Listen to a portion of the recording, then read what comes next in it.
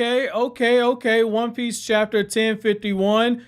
I got the answer to my question. I said, hey, between Hiyori and Momo, who's going to get the better reaction out of people of Wano? It was clearly Momo. And I got to say, that speech was very good. And just the way that Momo has grown in the time since we first met him and where he is right now, the way that he's actually come up, it's just a beautiful, beautiful character arc. And actually seeing him in the grown-up form like this, addressing the people of Wano, it's a very nice way to actually book in just everything that we saw when we first got introduced to the character. And I like how the people of Wano, as they realize who it is that is actually addressing them, you see more people beginning to start crying those tears. And now you're seeing more of why Momo said he won't open up Wano just yet, because it's one of those things where these people, they've been oppressed for so long that you can't force this much change onto them this quickly. Because you see what happened when these people had that moment where they saw not only were the Akaza 9 back, but also they see that Momo's addressing them. But then you also have the news like Kaido's been taken down, the Beast Pirate's been taken down, Orochi's been taken down. If you announce that you're going to open up Wano on top of that to the outside world, that's too much change for these people to be able to process all at once. That's something that you got to ease people into. You have to show them, like Kaido, he's never coming back. You don't have to worry about that. You don't have to worry about the Beast Pirates. You don't have to worry about Orochi. Then when people get used to that and they get used to actually living a normal life, then you can open up Wano. And then you can begin to make the country start flourishing on an even better level. And you can start doing the things that your own father wanted to do. So this is great foresight right here by Momo. And I like how what you're going to end up seeing with Momo is that he's going to stumble a bit, but it's one of those things where he has good people around him that are going to be able to actually show him the right path forward. And in so many ways, he's a lot like Luffy. Luffy has a lot of things Luffy can't do. If it weren't for the members of the crew that he had, Luffy would not have gotten this far.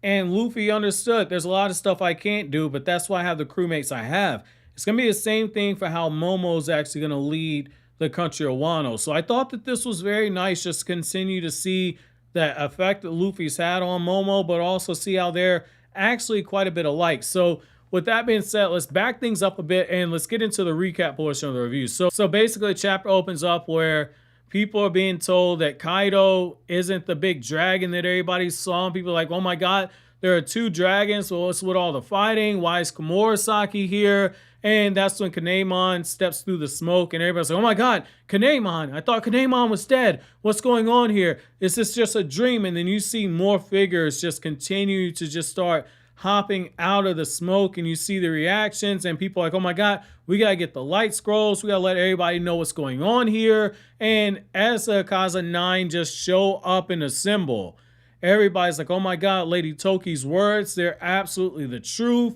You're seeing how in each of the areas of Wano, everything's being broadcasted and people are learning what's going on. And as you see more of the Akaza 9 begin to show up on the screens everywhere, and people are realizing that change is coming to Wano, you have this funny moment where you have Kaido basically having his legacy spat on a little bit. And it's something that's deserved, because he deserves what Yamato's doing right here, where Yamato's saying, don't worry about me.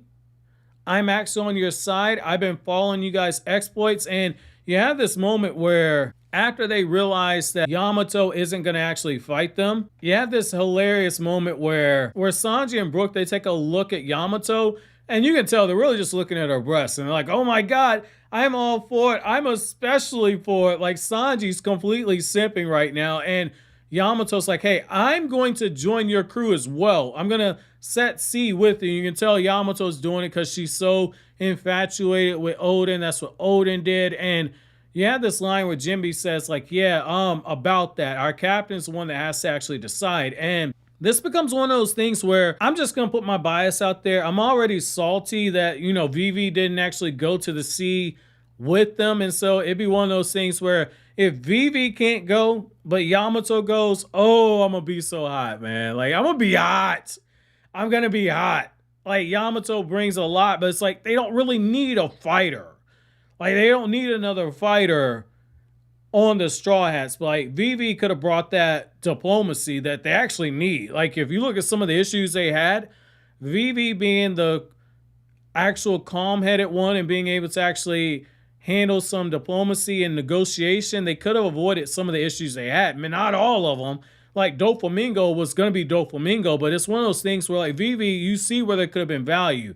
I don't necessarily see the value that Yamato brings unless it's just to get the opportunity to relive more of what you saw with Odin and kind of parallel like Luffy is the new Gold Roger. Like it'd be one of those things. I'm not necessarily the biggest fan of that storytelling.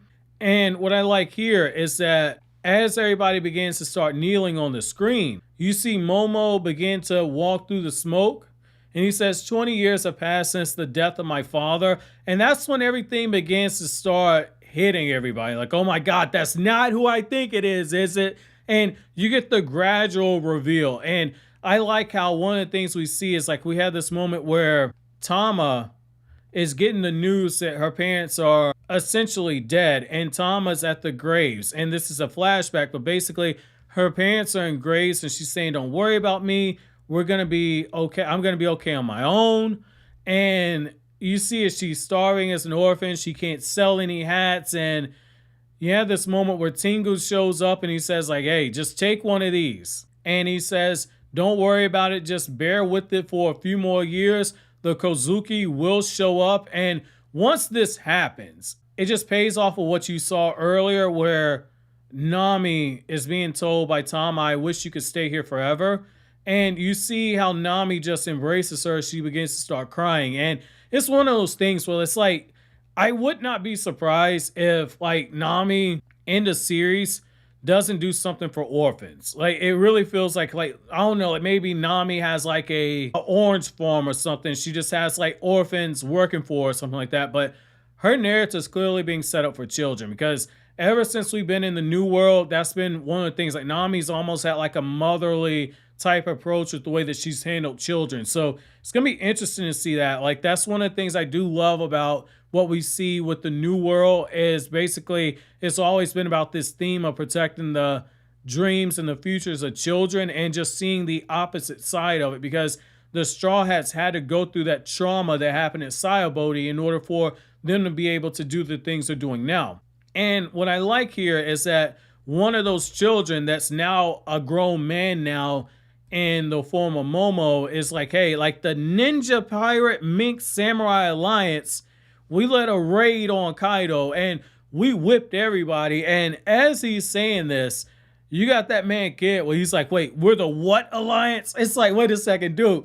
You're getting caught up on the name. And I get it. Like the name is lame as hell. But it's like, dude, just roll with it. You can tell like he's keeping his mouth shut after that, but he's not happy. And you can tell like because he didn't necessarily get like the name recognition, kid might haul off and do his own thing after this. Like I don't see the alliance continuing. It's going to be interesting to see what happens with Law because technically they accomplished what they were after. So it's like they're back to being rivals. That's one thing I do want to see. However, when Momo begins to run out of words, Kanemon's just smiling at him. He's like, look, just keep going, bluff your heart out. And Momo thinks everything down and he says like, my father gave me a name that means invincible. Under my rule, this parched and ruined land will turn into a paradise. Give me your strength and we're gonna work towards this end goal together. I traveled through 20 years to save all of you guys. And you have Momo just standing and shouting and declaring that he's gonna lead Wano. And basically,